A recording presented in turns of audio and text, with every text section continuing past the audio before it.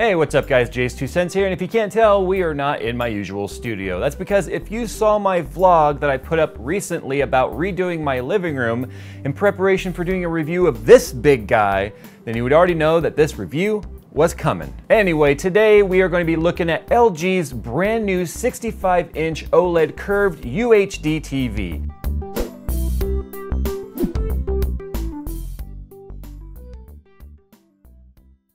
Now, LG was kind enough to send over one of their new flagship 65-inch OLED TVs, specifically the 65EG9600. This thing is pretty badass and it packs a lot of features, and we're gonna go ahead and get started right now. Now, there's a lot of different things we could talk about with this video. In fact, I could easily fill up an hour of your time talking about all the features of this TV. So instead of doing that, I'm gonna talk about two features that are really important to me. One, we're gonna talk about, obviously, the picture quality and the user experience. And two, we're gonna talk about LG's WebOS, which is a built-in operating system on the TV, allowing you to actually be able to watch 4K content and other streaming services, which we know is how 4K content is being delivered, at least in these early rollouts. I mean, one of the most common things you hear about 4K TVs is, what's the point? There's no 4K content. But that's changing. And LG has already got you set up to be able to enjoy that 4K content right out of the box. Now, first things first, there are a lot of different panel technology types out there, and this one is featuring OLED technology, which we kind of first saw in smartphones. Now, the OLED technology found in the 65EG9600 is absolutely amazing. In fact, it is so good, and the amount of detail that you can see in low light situations, in blacks and dark scenes in movies and high quality content, is going to make plasma, in my opinion, completely obsolete, just like LCDs, LEDs, and plasmas made DLP back projection TVs completely obsolete. This is completely going to change the game. Obviously, I have a movie playing in the background. Now, this is Avengers Age of Ultron. It is a Blu-ray, and it is 1080p being upscaled right now to 4K in a 4K upscaling DVD player. Now, the picture is absolutely stunning, and sitting close to it, you can't even tell that it is not a native 4K Blu-ray. So right off the bat, the processing engine inside this TV is doing a fantastic job. Where back in the day, if you took, standard def and upgraded it to, or upscaled it to 1080p or even 720p, it looked absolutely terrible. It looked blotchy. It looked really separated and fuzzy. That is not the case here. Obviously, I can't wait until we get native 4K Blu-rays to really be able to see the picture quality in this TV, but that's coming at a future date. Now, one of the things that OLED technology has allowed LG to do is actually to get very accurate colors. Now, there's a lot of different presets for colors inside this TV out of the box. In fact, there's 7 of them. There's multiple expert settings, and each input also has its own settings for colors. That way you can calibrate each device and get the best picture possible. But I really didn't do much touching of this thing out of the box. If you go and look at different consumer reviews at places that customers have been buying this TV, like Amazon and Best Buy, and you'll see that a lot of consumers are saying that the picture quality is fantastic. In fact, color calibration on these is sometimes not even necessary. And I would have to agree with that. The picture quality and the colors look absolutely amazing. Obviously, you can't see this on the camera like you would in person. Definitely go to a retailer, check it out in person. But some of the benefits to OLED is it is absolutely silent. It makes no noise, and the only way you could really get good low light detail in movies was to go with plasma, because plasma had the best blacks reproduced in the market. Now, plasma, unfortunately, they were a bit thicker panels, they were heavy as hell, and the fact that they buzzed. Anything that had bright white images on a plasma TV buzzed like crazy. And speaking as someone who had, and still technically has, a plasma TV, it was absolutely annoying to listen to. In fact, it was so distracting, it really took away from the movie viewing experience. Now, OLED gives you that same level of detail in blacks and lowlights and grays, and it does it at an amazingly thin panel. This panel is only a few millimeters thick. It is absolutely amazing. Now, the downside is the lower half of the TV is where all of the guts and internals are contained, so obviously the thin panel is kind of offset by the fact that it is thicker at the bottom. Now, wall mounting this thing like I did was a little bit of an experience, considering the fact that unfortunately this TV does not natively have any way to mount it out of the box to the wall. It does not use a standard base mount. It does not use standard TV mounts. It uses LG's own proprietary adjustable swing mount that you have to purchase separately, and you can get those again for around $100. Not entirely happy about that, considering this is a $4,999 TV, at least at the time of doing this video. So I would have thought that something like that would have been included in such a high-end model. For connectivity, it has 3 60Hz HDMI inputs as well as a digital optical output to hook up to your receivers, making sound setup really, really simple. The display is nearly edge to edge with only a 1/2-inch bezel on this TV, and at 65 inches, that is extremely small. And you can see behind me right now, it is a glorious thing to not have a giant bezel around your TV, which has always plagued a lot of flat panel TVs. Although this is a curved flat panel, you kind of get what I'm saying. It is available in a flat version as well if you're not really into the whole curved thing. Also too, one thing to mention with the curve is depending on how far away from the TV you're sitting is going to dramatically affect how curved the TV looks. Now for instance, my sitting distance from this TV is about 13 feet. And at that distance, you don't really notice much of the curve at all, even on off viewing angles. But one thing I did notice with the curve is that there's a lot less glare. And it's going to, on the off viewing angles, the TV doesn't feel like it's really on an off viewing angle. It's really subtle and it's really hard to describe.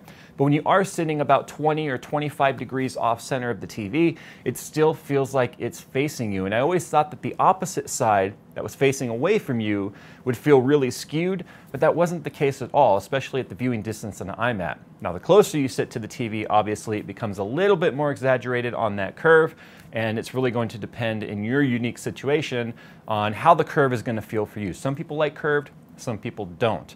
And like I said, it is available also in a flat panel version if curved isn't your thing. There is some reflection and glare that you have to be concerned about because this is a semi-glossy panel. It's not as glassy as a glass panel like you would see on plasma TV. However, that's one of the ways that they are achieving such rich colors is having a glossy panel. And that is something to keep in mind. Now, when the TV is on and you're watching scenes moving and bright scenes, and it doesn't really show up too much, but if you're watching a scene that is really dark, like say in a cave or something like that, it does show up a little bit if you have rear-mounted lights in your TV room. So that's something to keep in mind. Now, setting up of this TV is probably one of the easiest I have ever experienced. The moment you hook it up and you turn it on, you're greeted with this kind of a friendly little blob that'll move around and guide you through the setup. And it helps you set up all your inputs. It asks you what's connected to the TV. It asks you what devices they are, what inputs they're on. It asks you what cable provider you're using or satellite provider. It will set up your remote for all of that. And in fact, the remote even acts like a Wii, where instead of having to navigate through a D-pad, you can just point the remote at what you want to interact with. And it's just like using a Wii on the TV. I wasn't expecting that. And on top of that, it also has voice recognition where you can control the TV with your freaking voice. Things like this are making Star Trek seem a little bit less like sci-fi and a little more like reality. Now, the menu system and WebOS on this TV is a lot less intrusive than some other brands that I have used in the past, where sometimes on other brands you hit menu, it brings up a huge menu and it shrinks your viewing portal down to a tiny little window in the corner. And while you're navigating and doing your thing, you can't really see what's happening on the TV. On this one, when you operate the menu, it brings it up very subtle as an overlay. It's transparent. It doesn't shrink your picture at all. And it's very easy to navigate because, as I mentioned, the remote control acts as a Wii. Now, if you're using some sort of a third-party universal remote, you do lose that feature. However, with this remote, you can control all of your popular devices with it and get it set up very, very simple. So the LG remote does also work as a universal, which is really nice. Now, some of the really annoying things that have happened with other smart TVs is if you're watching now I know we've all had this happen, and don't say it hasn't happened to you. Let's say you're watching Netflix or you're watching Hulu or Amazon TV or something built into your TV, and you accidentally bump a button or you bump escape and it kicks you out, and you go back to watching your set-top box and you bring up menu again and you have to start all over to find where you were. But on this TV, that's not the case. It's intelligent and it remembers what you were doing, where you were last, and will basically pause whatever your WebOS experience was when you exited. So when you go back to it, it picks up flawlessly right where you left off. Now what's really cool is the fact that they've also got a very high performance processor in here that is keeping things very real time, where switching between different WebOS features, different players, or different streaming services built within the TV, it transitions very, very quickly, very similar to just switching channels on your set-top box. You can switch between the different functions inside the TV. Now watching things like Netflix, 4K streaming Netflix, Amazon 4K, or YouTube on this in 4K is absolutely stunning. 4K really is making its way into your living room, and it's doing it through your network provider first. But DirecTV is one of the brands that is also starting to bring you in-home 4K without having to use your internet connection, which is a problem for some people who have data caps or slow internet speeds. Now, I'm extremely impressed with this TV, but at its price tag, I had better been impressed with it, otherwise something would have been wrong.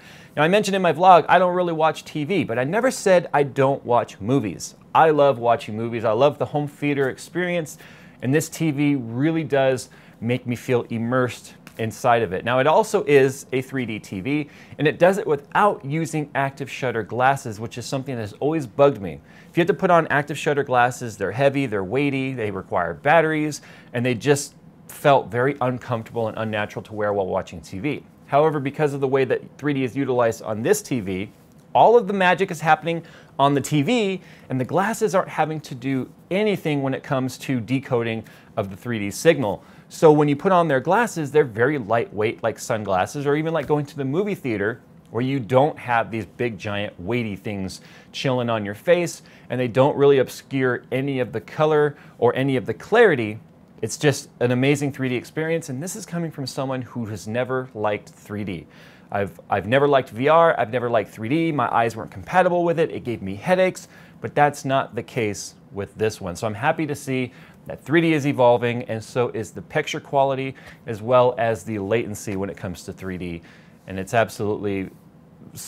been a complete joy to watch some 3D content. In fact, the last 3 DVDs I bought, this is actually a 3D movie right here.